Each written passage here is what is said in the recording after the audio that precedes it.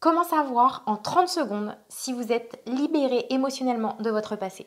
Pour ceux qui ne me connaissent pas, je suis Lucie Allard, je suis psychologue et formatrice de thérapeute et aujourd'hui, nous allons voir comment savoir en quelques secondes si vous êtes libéré émotionnellement de votre passé ou pas du tout. En fait, ce qu'on va voir, c'est surtout ce qui montre les preuves en fait que vous ne l'êtes pas du tout.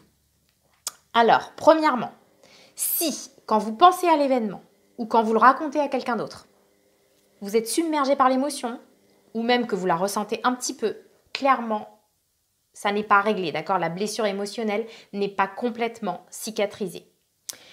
Après, parfois, c'est pas forcément une énorme émotion qui vient. Parfois, les gens ont tellement été habitués à repousser profondément leurs émotions qu'ils vont ressentir uniquement une sensation corporelle. Donc, si quand vous repensez à un événement de votre passé ou si vous le racontez à quelqu'un d'autre et que vous ressentez une sensation corporelle à chaque fois, sûrement qu'il y a une émotion qui se cache derrière cette sensation corporelle et que donc la blessure émotionnelle n'est pas complètement cicatrisée. Une autre manière de savoir que vous n'êtes pas libéré de votre passé, c'est si vous ne voulez pas en parler en fait, ou si vous ne voulez pas y penser.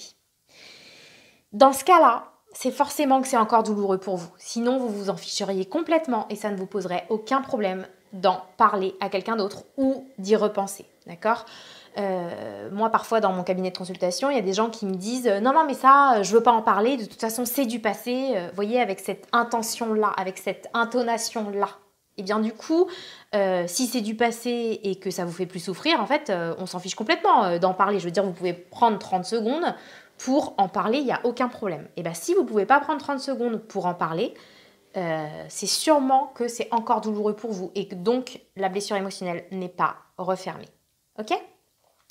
Voilà ce que je voulais vous dire pour aujourd'hui. Eh bien écoutez, si ça vous a plu, si vous avez appris quelque chose, vous pouvez mettre un petit like sous la vidéo ou partager si vous pensez que ça intéresse quelqu'un d'autre.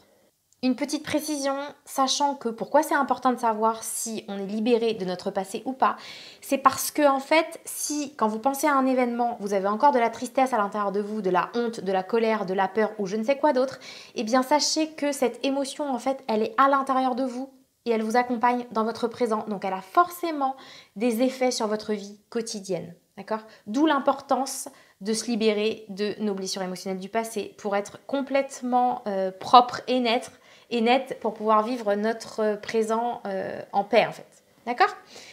Ok, voilà. Bon, je vous dis à plus tard. Salut.